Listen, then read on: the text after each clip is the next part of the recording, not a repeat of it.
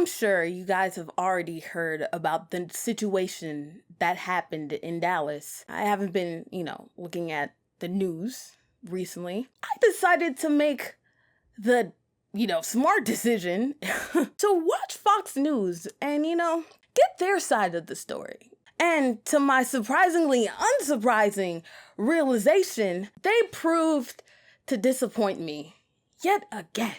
They have a knack for that. They really do. Not any coverage on what happened prior to the Dallas situation. The two people unarmed getting shot and killed before. None of that was discussed.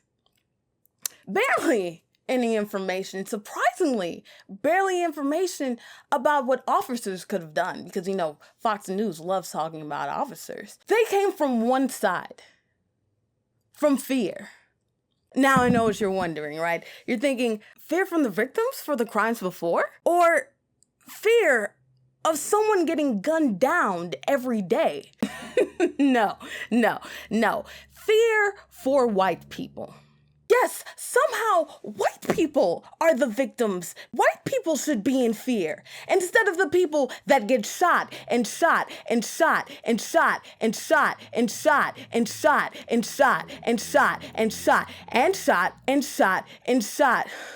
Hold on, I have to catch my break because there's so many people that died and shot and shot and shot and shot and murdered over the past couple days. Congratulations on making yourselves the victim. Congratulations on blaming Black people on the issues. We're the ones that caused us to get shot. We're the ones that caused the high amount of Black on Black crimes. Therefore, it should be okay for white people to shoot us, right? We're the reason why there's so much drug and gang crime in this country, even though the United States of America planted crack into LA, Compton areas and urged police departments to encourage people grouping up in order to sell the goddamn drugs. Look it up, it's the US-Iran Contra. It's our fault we're in jail at astronomical rates, even though the same country that planted crack into those communities coincidentally at the same time pushed for higher sentencing rates for those that have crack and weed and only gave it slight punishments for rich people drugs like cocaine.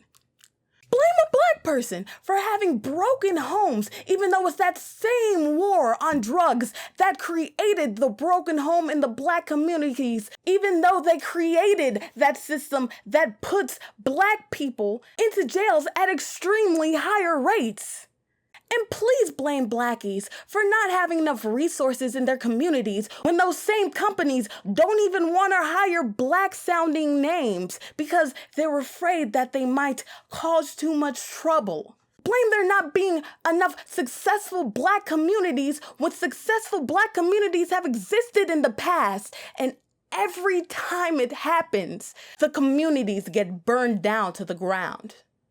Blame them for turning to violent crime, just like the Jews, the Asians, Italians, Russians, every single type of person there is, because they had no way to survive. They have all done because there's no other way to provide for their families. Oh, and go ahead and blame Black education while you're at it too, because we're the reason why we get second, third, fourth, fifth-hand generation handouts, while we get our programs and after-school funding taken away, so that the young, malleable children who have no father thanks to the system, who have no resources thanks to the system, decides to walk their ass down the street and ask the local drug dealer for help instead of their teacher or somebody else that can mentor them.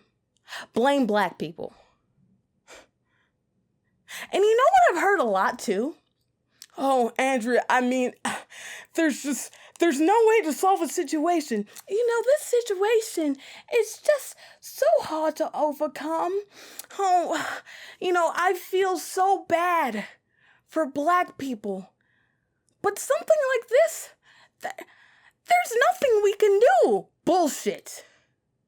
Because even I, as a 22-year-old college student, knows a couple things off of the top of my head, and not just demands, laws that can be set in place that can prevent situations like this from happening more. Starting with criminal justice reform. Having officers from actual communities has proven to reduce the rate of police brutality because those people actually come from those communities and care about the people in them. Giving funding to departments and actually training police officers instead of letting them go out into the wild and shoot somebody because they have the power to.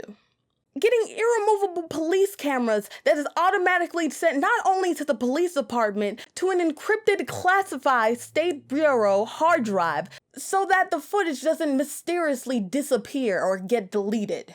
Less harsh sentencing, especially those for nonviolent crimes, because keeping more people in jail doesn't do anything. Stopping the war on drugs, because it is proven time and time again that just creates more cartels. That creates more bad drugs laced with things.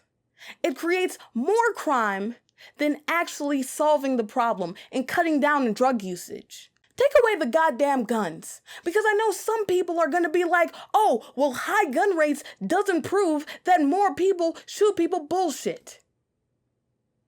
And even though there are some countries that have high amounts of guns, but lower crime rates? Are those countries America? Do those countries propagate fear at every turn? That's another thing. Media needs to stop propagating fear all over the place. Instead of showing 40 minutes of people getting killed, 10 minutes of weather, and 10 minutes of lighthearted things, maybe try to do the opposite so that we don't fear the people next door. Remove for-profit prisons, which not only endorses inhumane conditions, but also encourages high rates of recidivism.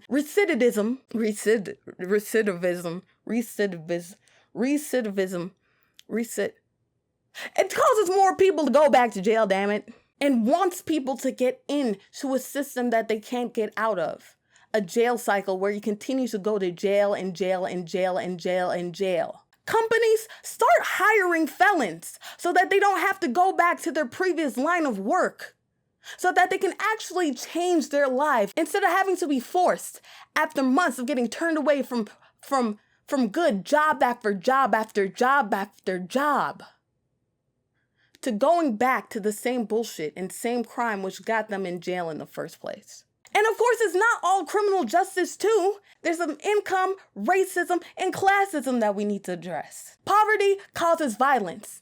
That's why Jewish, Russians, Italians, Asians, all the people that are thought of as good in society, also had gangs back in the 1920s when everybody had to live in the slums like minorities currently do in ghettos.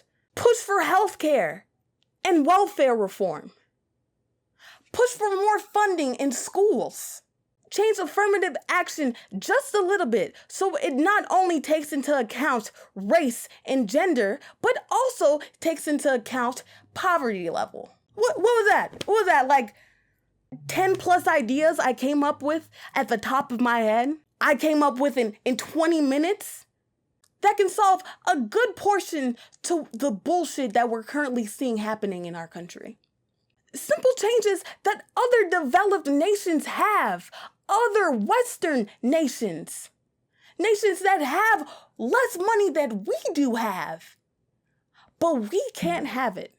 We think we can't have it. In fact, we had a politician that just wanted to meet those needs, a lot of the same needs that I talked about, and yet what was the response to him?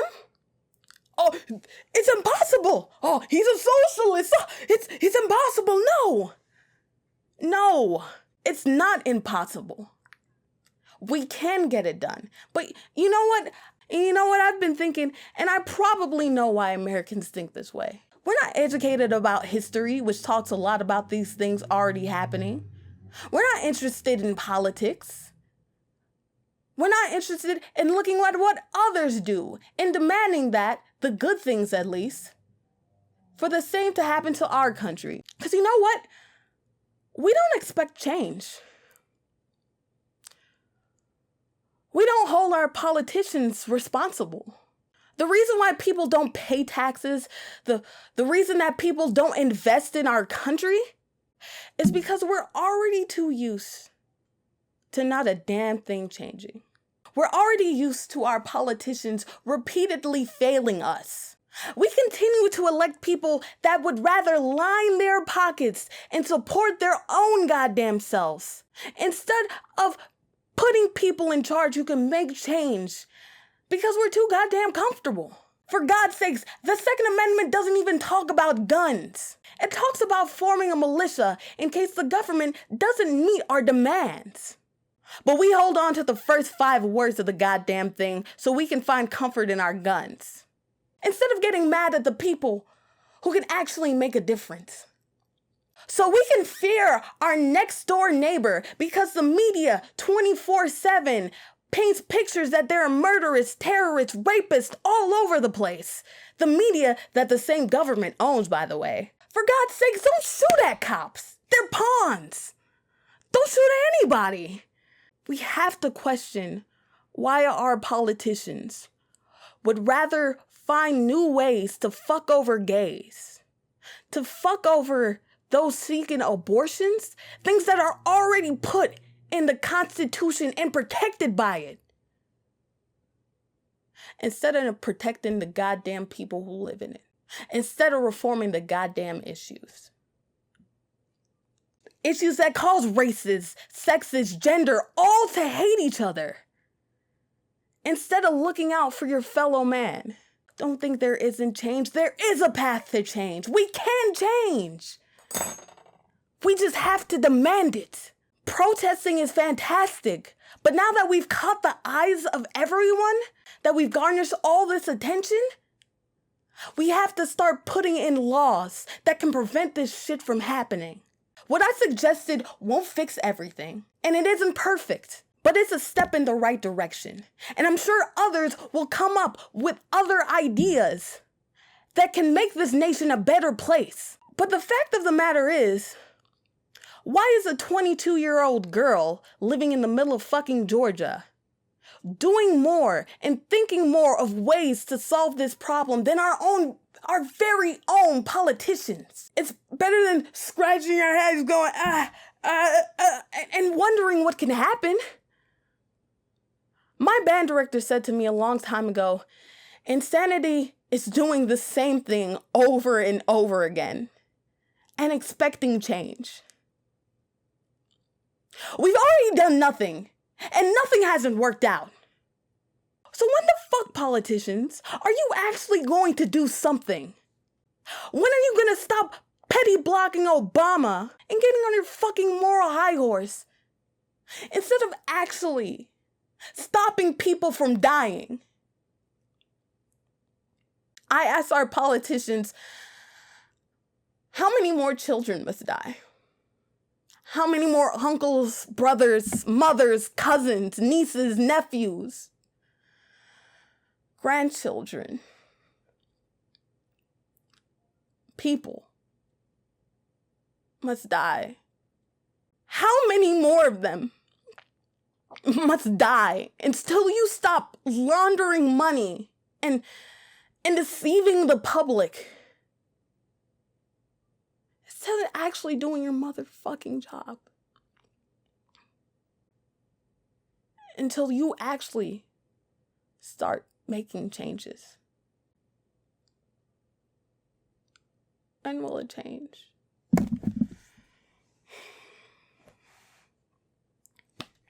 When will it change?